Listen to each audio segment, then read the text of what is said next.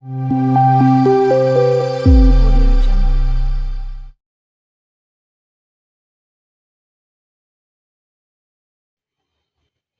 গ্রামে এক রাখাল থাকতো। রাখাল প্রতিদিন গরু চরাতে মাঠে যেত। সে মাঠে গিয়ে মজা করে মাঝে মাঝে চিৎকার করত, বাঁচাও, বাঘ এসেছে।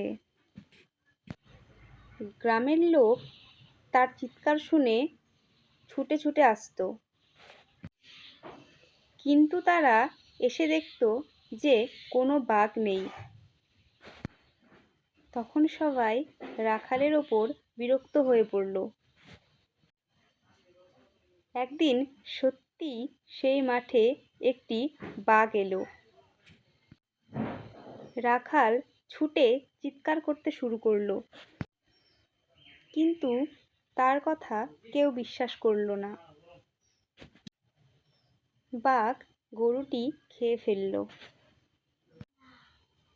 রাখাল অবশেষে বুঝল মিথ্যে বলার পরিণাম খুব ভয়াবহ। সে চিৎকার করে কান্না করতে শুরু করলো।